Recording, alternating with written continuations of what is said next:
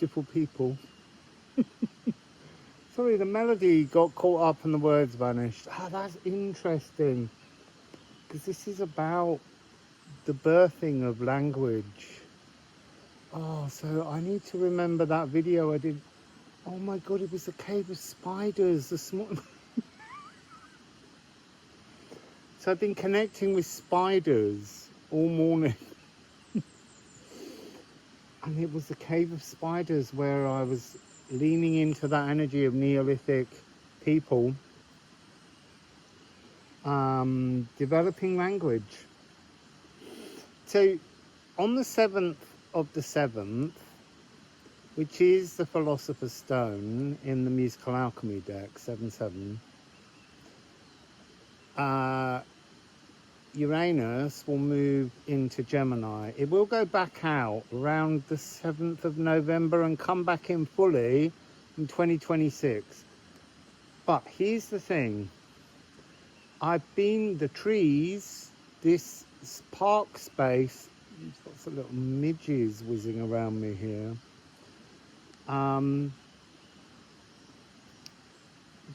This park space is wanting me, to tune into and discuss the age of Gemini. And they need us to understand that it's coming out of the age of Cancer. But there's like an earlier form of all these things. But so we're really talking about the age of Gemini that began around 6,450 BCE, before the Common Era. And actually that was about 7,500 years ago. Well, 7,475 years ago. And so roughly ephemeris-wise, I would guess, since Uranus sort of has an 84-year orbit, it's probably roughly in about the same place, just in Gemini, at the beginning of the age of Gemini. Now, I don't know why at the moment, maybe it will channel through. Why is Uranus so important to the age of Gemini? What was going on in the age of Gemini? So, I want to say the shackling of the green earth dragon has been coming through, but also the shackling of Gaia. Now, Gaia, we need to remember, is not simply planet Earth. Gaia is a consciousness that came through into the physical world to explain itself. And what is Gaia?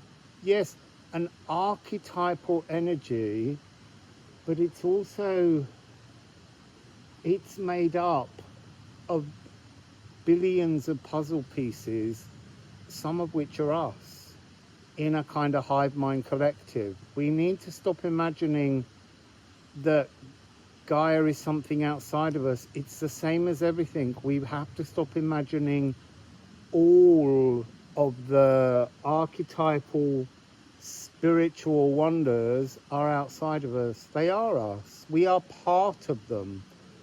So Gaia created through parthenogenesis, which is to create something without a secondary energy, to birth something singularly, like the Parthenon, Pallas Athena, all of those kind of things. That area, that's all to do with this similar idea of what was behind the veil becoming physical. And that happened to all of us. We were all behind the veil, we are all behind the veil, and we became physical. So Gaia creates Uranus, and Uranus is the sky. So try and think of planet Earth as this huge intention, this divine desire to physically exist beyond the veil. And then this parthenogenic creation of Uranus, the sky god, is really the skin, the actioning around the intention. And so that's kind of like the energy of life force, the sun, however you want to look at it. It's really interesting because on my walk, I was really tuning into this whole notion of tarot cards. Again, there's something to do with the tarot where all the cards are numbered wrong. Like the magician and the high priestess are the wrong way round. You have to have the intention of the high priestess before the magician can materialize it. He can't materialize anything without a divine intention. So it's interesting, you know, can we reevaluate the true spiritual journey, or have the tarot just become a kind of mundane depiction of where most people need to feel comforted? I don't know, but this is coming through.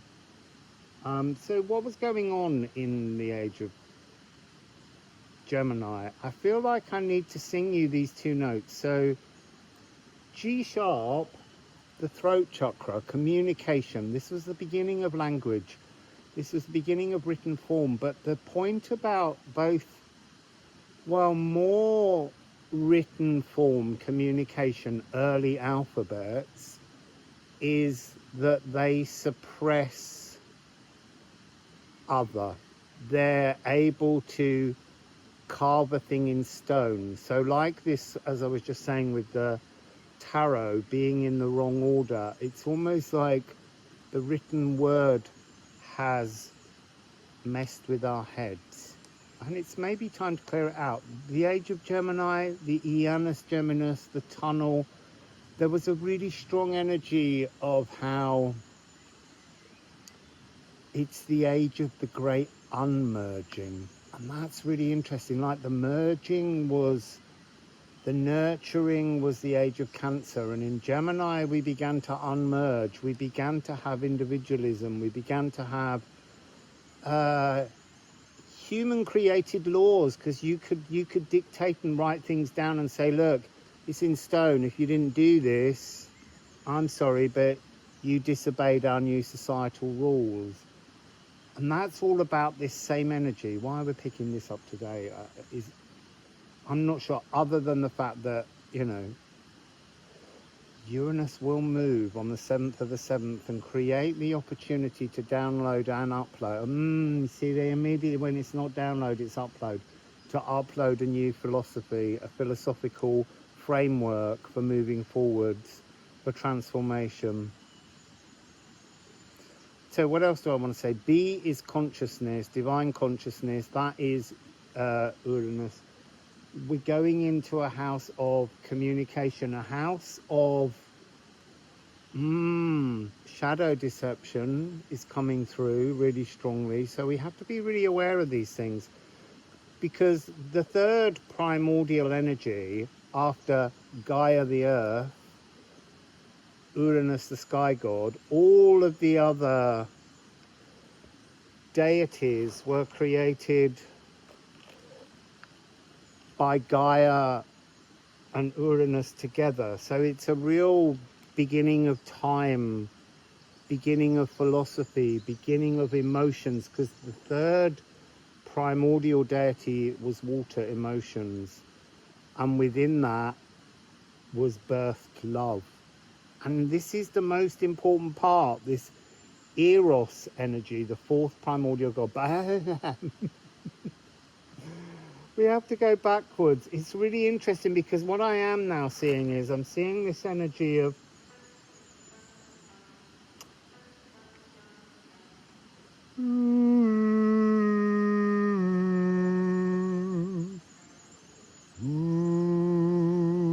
becoming physically existing.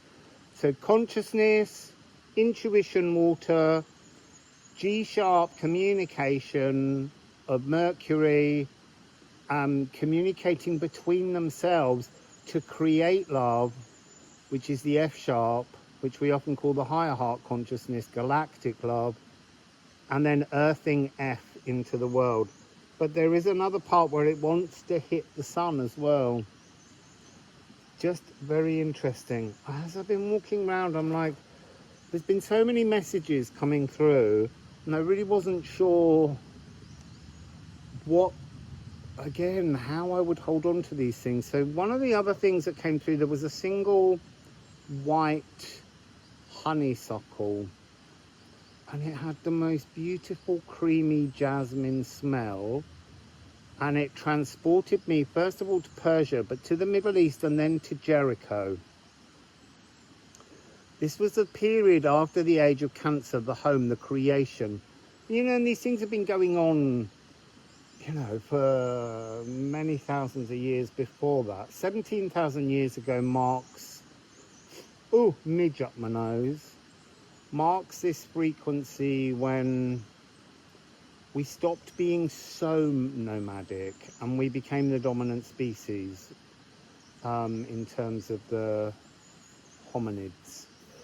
So this age of Jericho, building the great walls, Asgard, and then I nearly forgot, because there's been so many other things passing through me, talking to me as I wander around this space. And I found the other benches, but in the end, it was like, just come here. This is currently the best place to have as your new office space. And what a privilege. This really is. So, see all this confusion. Yeah, so I saw a second yellow honeysuckle, again alone, to remind me of the things we forget, because that's the problem here. There's so much downloading through, there's so many threads coming through that I worry about not being able to hold them all and explain them all. So, I feel like I might pull a couple of ceramic runes that may prompt me. Because there is something about going blank, because, you see, you know, they did promise me that even when I went blank, they would step in and help me. This great unmerging, the suppression of the feminine deity, the suppression of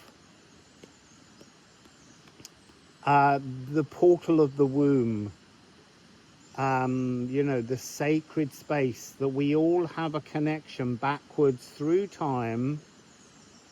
There's something they're saying, third wave of Neolithic man or people, third wave. 3, house 3, Gemini, the age of Gemini. It's really interesting because we picked up a lot about the age of Taurus when we lost divinity. So this is really about when we lost the twinning.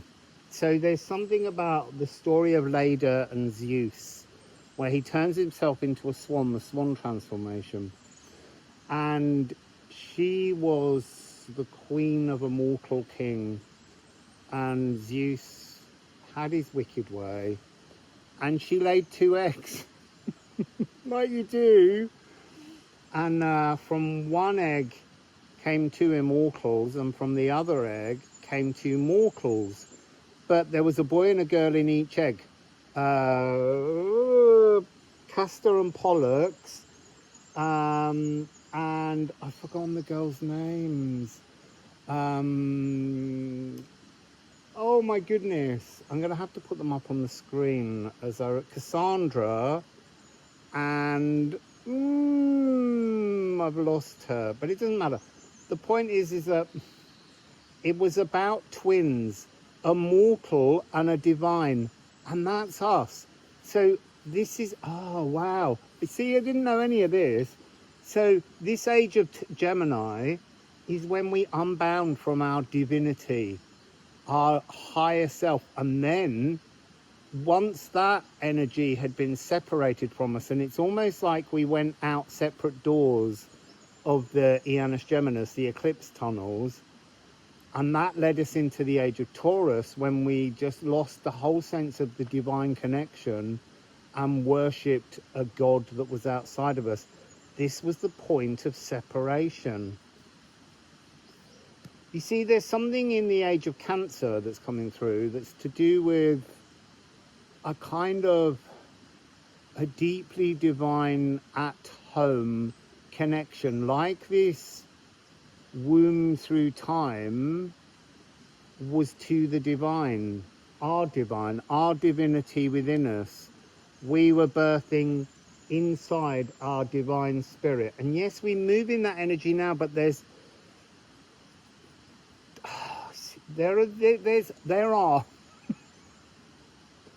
are inorganic life forms that exist in the world.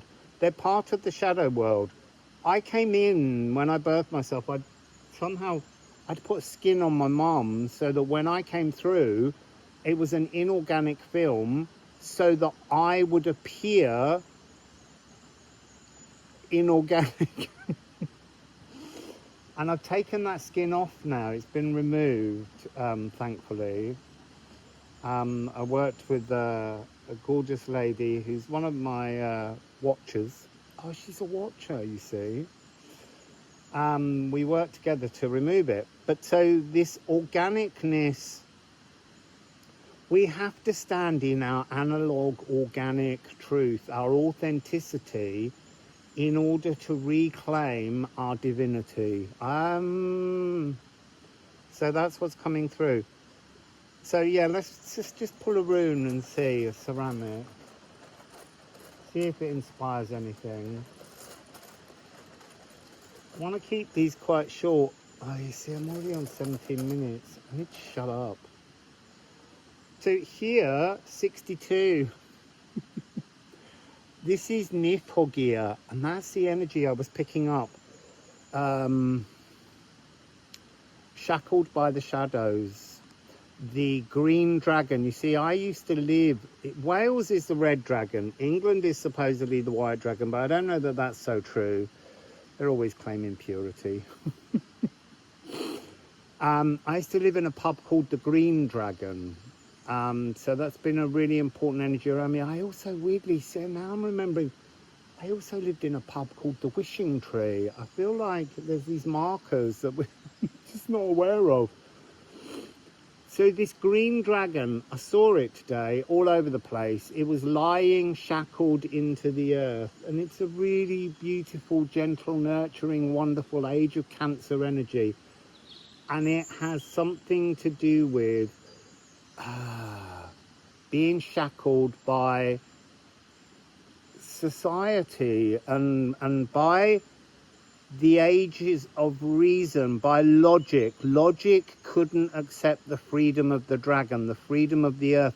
It has something to do with us when we stopped being nomadic and we began to be farmers. We needed control, not just of the natural world and the plants and the foods. The world was giving us freely as we wandered. Suddenly we were suppressing, compressing, what's the word when we clip? Like thinking of bonsai trees as being one of the ugliest forms. They're so beautiful, but one of the ugliest forms of natural suppression. But this was a suppression of not just the natural world and the dragon lines. So there's a energy coming through, which is the air. The air dragon is transforming the movement of the earth and water dragons because it's the dominant species. So where the wind blows, new paths are being built, and the birds are showing us those paths by following the thermals. So the green dragon awakes. It's interesting. I need to sit and think about the dragons. I am going to go to Dinas Emrys with you soon, and that's a place where, well, it's very dragon. Emrys being Merlin in Welsh, and it's the space where the red and the white dragons were. But here I've been seeing a black dragon and a green dragon. No red, and I suspect that all the dragons are one elemental cosmic dragon eventually. So yeah, Nithorgia is here. Nithorgia, don't knock if you're not prepared to fail. That's interesting. So spiritually, we are meant to have failure because that's what grows resilience. Is that same message, the natural world saying, so I lose a branch, I just grow something else somewhere else. And there's a message in that for us, this sense of resilience. So one more, and then I'm stopping. Because the thing is, that it is really lovely coming here. And this is my new office, and I really do love it. But I also love it when I turn it off, and I don't have to think about anything other than the beauty of the frequency of this space. It's just gorgeous. Oh, look at that. So 31. This is the golden path. But if you put these two together, you actually get Ophalagu, which is the energetic cape, the highest cosmic ocean, the gift of the archetypal gods offer to us to transform our life from the path of gold to the golden path. So my newest one, the first one I had was Ædan of the White Raven, which I got in Romania, which was to do with sound healing. The new one that I've been tuning into, which I mentioned before, is Hell of the Huri Heart. So it's the returning passions, the returning frequency, the melting of the heart.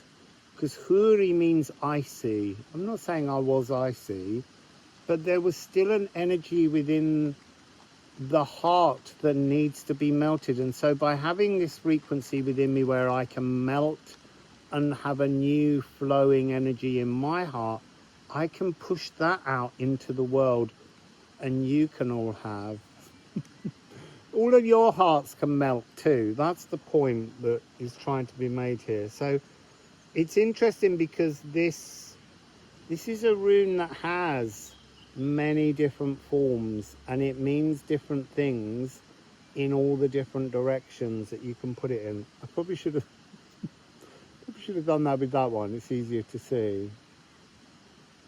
So that's Elks, Stenkness, Treadle. That one doesn't have one, but it is the key to joining the two together to make Ophalagu. There was a reading in Portugal that had that story. That was a long time ago. You see, and that's another of these messages. You know, these ages are very slow, they're very long. The alchemy of transformation, no matter what it is you want, is very slow. I'm seeing orbs. I don't know whether they're being picked up on the camera, but they are spinning around me. It's like as we do more, there's another one just there. They're big orbs. I just saw another one going down that way as well. Could be raindrop, that one. But these are soft yellow orbs, which is nice. We love an orb.